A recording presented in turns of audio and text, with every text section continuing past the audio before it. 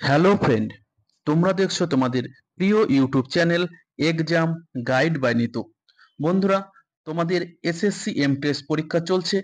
এখন আমি আলোচনা করব 1 অক্টোবর সেকেন্ড শিফটে এসে যাওয়া প্রশ্নগুলো নিয়ে। সেকেন্ড শিফটে পরীক্ষায় আসা সম্ভাব্য প্রশ্নগুলোর সমাধান তোমাদের সঙ্গে তুলে ধরবো। তো বন্ধুরা, ভিডিওটা ভালো লাগলে লাইক করবে, বন্ধুদের সঙ্গে শেয়ার করবে, আর সাবস্ক্রাইব করতে ভুলে গেলে অবশ্যই চ্যানেলটি সাবস্ক্রাইব করে দেবে। তো চলো, দেরি না করে শুরু করছি প্রশ্নপত্রগুলো। প্রথম প্রশ্ন দেখো, কাওয়াল বন্যপ্রাণী অভয়ারণ্য। কাওয়াল বন্যপ্রাণী অভয়ারণ্য কোন রাজ্যে অবস্থিত? তো কাওয়াল বন্যপ্রাণী অভয়ারণ্য তেলেঙ্গানা রাজ্যের মানচেরিয়াল জেলায় অবস্থিত।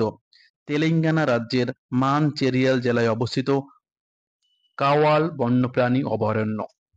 ভারত সরকার 2012 সালে কাওয়াল বন্যপ্রাণী অভয়ারণ্যকে একটি বাঘ সংরক্ষণাগার হিসাবে ঘোষণা করে। পরবর্তী প্রশ্ন, প্রাক বৈদিক যুগে কে ছিলেন আর্যদের সবচেয়ে গুরুত্বপূর্ণ দেবতা? তো প্রাক বৈদিক বৈদিক যুগে আর্যদের সবচেয়ে গুরুত্বপূর্ণ দেবতা ছিল ইন্দ্র। ইন্দ্র ছিল যুদ্ধ এবং বৃষ্টির দেবতা। ইন্দ্র ছিলেন ঋগ্বেদের সবচেয়ে বিশিষ্ট দেবতা। তার প্রতি 250টি স্তোত্র উৎসর্গ করা হয়েছিল। তিনি বিত্রহন্ত, পুরন্দর এবং মাঘবন নামেও পরিচিত। ঠিক আছে, চলো নেক্সট। ভারতীয় সংবিধানে কোন অনুচ্ছেদে রাষ্ট্রপতি পদে আসীন হওয়ার শর্ত রয়েছে? ভারতীয় সংবিধানে কোন অনুচ্ছেদে রাষ্ট্রপতি পদে আসীন হওয়ার শর্ত রয়েছে? তো সঠিক উত্তর হবে অনুচ্ছেদ 59। অনুচ্ছেদ 59-এ বলা রয়েছে রাষ্ট্রপতি পদে আসীন হওয়ার জন্য শর্ত। রাষ্ট্রপতি হওয়ার জন্য ন্যূনতম বয়স লাগে 35 বছর। ঠিক আছে, দেখো অনুচ্ছেদ 52-তে কি বলা রয়েছে? অনুচ্ছেদ 52-তে বলা রয়েছে ভারতের একজন রাষ্ট্রপতি থাকবে। অনুচ্ছেদ 53-তে বলা রয়েছে ভারতীয় সংগঠন সকল কর্মপালিকা শক্তি রাষ্ট্রপতি। অনুচ্ছেদ 54-তে রাষ্ট্রপতি নির্বাচন। অনুচ্ছেদ 55 রাষ্ট্রপতি নির্বাচনের প্রধান রীতি। অনুচ্ছেদ 56 রাষ্ট্রপতি পদের মেয়াদ। রাষ্ট্রপতি 5 বছরের জন্য নির্বাচিত হন। অনুচ্ছেদ 57 রাষ্ট্রপতির পুনর্নির্বাচন। অনুচ্ছেদ 58 রাষ্ট্রপতি নির্বাচনের আর্তআহ্বান। অনুচ্ছেদ 59 রাষ্ট্রপতি পদে জন্য গুরুত্বপূর্ণ শর্ত। অনুচ্ছেদ 60 রাষ্ট্রপতি দ্বারা প্রতিশ্রুতি বা সংকল্প। দেখো, বৌদ্ধ ধর্ম প্রচারক এবং তীর্থযাত্রীরা কোন শতাব্দীতে সিল্ক রুট ধরে ভ্রমণ করেছিল? তো দেখো, এই প্রশ্নটা কিন্তু অনেক ধরনের উত্তর হতে পারে। তো সঠিক কি প্রশ্ন ছিল আমার তো জানা নেই, আর অপশনটাও জানা নেই। তো দেখো, যেটা আমি বলতে চেয়েছি, মহাযান বৌদ্ধ ধর্ম সিল্ক রুট হয়ে চীনে প্রবেশ করেছিলেন খ্রিস্টীয় প্রথম এবং দ্বিতীয় শতাব্দীর মাঝামাঝিতে। তো ভারতীয় মহাযান বৌদ্ধ ধর্ম প্রথম চীনে প্রবেশ করেছিল খ্রিস্টীয় প্রথম এবং দ্বিতীয় শতাব্দীর মাঝামাঝি সময় এই সিল্ক রুট ধরে। এছাড়া কনিষ্কের আমলে, ঠিক আছে, কনিষ্কের শাসনকালে খ্রিস্টীয় দ্বিতীয় শতাব্দীতেও কিন্তু এই চীনে চীন সীমান্ত পর্যন্ত কিন্তু এই বৌদ্ধ ধর্ম প্রচারকরা গিয়েছিল। ঠিক আছে, পরবর্তী প্রশ্ন, নীতি আয়োগ। নীতি আয়োগ 2021 সালের প্রথম বহুমাত্রিক দারিদ্র্য সূচক রিপোর্ট অনুসারে ভারতের দরিদ্রতম কেন্দ্রশাসিত অঞ্চল কোনটি? নীতি আয়োগের 2021 সালের প্রথম বহুমাত্রিক দারিদ্র্য সূচক রিপোর্ট অনুসারে ভারতের দরিদ্রতম কেন্দ্রশাসিত অঞ্চল কোনটি? তো সঠিক উত্তর হবে দাদরা এবং নগর হাভেলি। তাদের জনসংখ্যার 27.36% কিন্তু দারিদ্র। এবং যদি রাজ্য দেখি, রাজ্যে সব থেকে গরিব রয়েছে বিহার। ঠিক আছে, বিহার কিন্তু সব থেকে গরিব রাজ্য। সেখানকার টোটাল জনসংখ্যার 52% মানুষ কিন্তু গরিব। আর রাজ্যের সব থেকে ধনী কেরালা। কেরালার জনসংখ্যার 0.5%, ঠিক আছে, 5% মানুষ কিন্তু গরিব। তো 1%-রও নিচে কিন্তু নেমে গেছে কেরালার দারিদ্র্যের সংখ্যা। পরবর্তী প্রশ্ন, the substance and the shadow এটি কার আত্মজীবনী? The substance and the shadow এটি কার আত্মজীবনী? তো সঠিক উত্তর হবে দিলীপ কুমারের আত্মজীবনী। দিলীপ কুমারের আত্মজীবনীর নাম the substance and the shadow. পরবর্তী প্রশ্ন, ভারতীয় সংবিধানে অনুচ্ছেদ 51 এর এইচ উপধারায় কোন বিষয়ে আলোচনা করা রয়েছে? তো এটি একটি মৌলিক কর্তব্য। বর্তমানে মৌলিক কর্তব্যের সংখ্যা 11টি।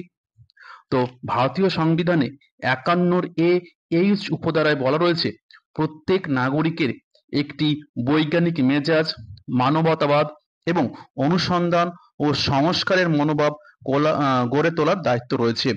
তো প্রত্যেকটা নাগরিকের বৈজ্ঞানিক মনোভাব, মতবাদ, অনুসন্ধান এবং সংস্কারের মনোভাব গড়ে তোলার দায়িত্ব রয়েছে, এটা বলা রয়েছে 51 এ এইচ উপধারায়। ভারতীয় সংবিধানে 42তম সংশোধনী 1976 সালে এই ধারাটি যুক্ত করা হয়েছিল। দুটি সিনথেটিক সূচকের উদাহরণ দাও। দুটি সিনথেটিক সূচকের উদাহরণ দাও। তো সঠিক উত্তর হবে মিথাইল অরেঞ্জ এবং ফেনফথলিন। মিথাইল অরেঞ্জ এবং ফেনফথলিন হলো দুটি সিনথেটিক সূচকের উদাহরণ। সিনথেটিক সূচকগুলি হলো যা পরীক্ষাগারে সংশ্লিষ্ট হয় এবং তারা তাদের রং পরিবর্তন করে অ্যাসিড এবং ক্ষারের উপস্থিতি নির্দেশ করে। 1928 সালে অনুষ্ঠিত প্রথম অল বেঙ্গল স্টুডেন্টস কাউন্সিলের চেয়ারম্যান কে ছিলেন? 1928 সালে অনুষ্ঠিত প্রথম অল বেঙ্গল স্টুডেন্টস কাউন্সিলের চেয়ারম্যান ছিলেন পণ্ডিত জওহরলাল নেহরু। পণ্ডিত জওহরলাল নেহরু 1928 সালে প্রথম অল বেঙ্গল স্টুডেন্টস কাউন্সিলের চেয়ারম্যান ছিলেন। তাজমহলের নির্মাণ কোন মোগল সম্রাট করেছিলেন? তো তাজমহল নির্মাণ করেছিলেন মোগল সম্রাট শাহজাহান। তাজমহল নির্মাণ শুরু হয়েছিল 1632 সালে,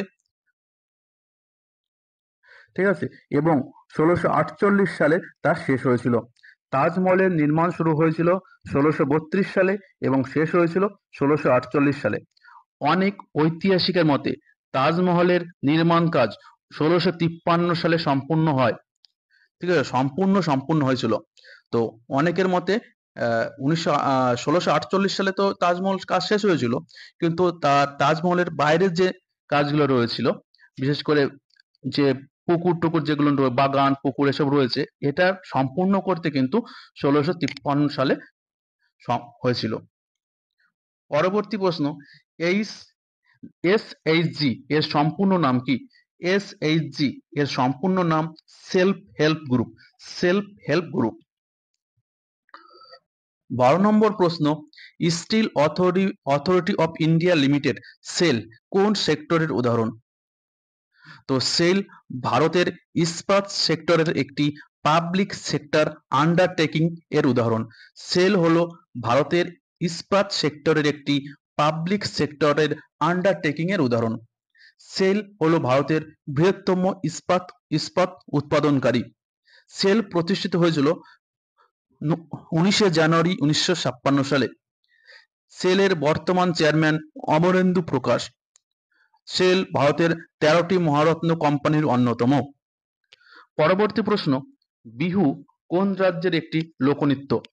তো বিহু অসমের একটি লোকনৃত্য, ঠিক আছে, অসমের একটি লোকনৃত্যের নাম বিহু। সিতারা দেবী কোন নাচের সঙ্গে যুক্ত? তো সিতারা দেবী কত্থক নাচের সঙ্গে যুক্ত। সিতারা দেবী কত্থক নাচের সঙ্গে যুক্ত। কত্থক ভারতের উত্তরপ্রদেশের শাস্ত্রীয় নৃত্য। দেখো, রবীন্দ্রনাথ ঠাকুর স্নেহের বশবর্তী হয়ে তাকে নৃত্য সম্রাজ্ঞী হিসেবে বর্ণনা করেছিলেন। তো সিতারা দেবীকে কে নৃত্য সম্রাজ্ঞী হিসাবে বর্ণনা করেছিলেন? তো সঠিক উত্তর হবে রবীন্দ্রনাথ ঠাকুর। পরবর্তী প্রশ্ন, কে 2023 সালের 27 থেকে 29 সেপ্টেম্বর জোহানেসবার্গে 9তম ব্রিক্স সংসদীয় ফোরামে সংসদের একটি প্রতিনিধি দলের নেতৃত্ব দিয়েছিলেন? 2023 সালে কে জোহানেসবার্গে 9তম ব্রিক্স সংসদীয় ফোরামের সংসদের একটি প্রতিনিধি দলের নেতৃত্ব দিয়েছিলেন?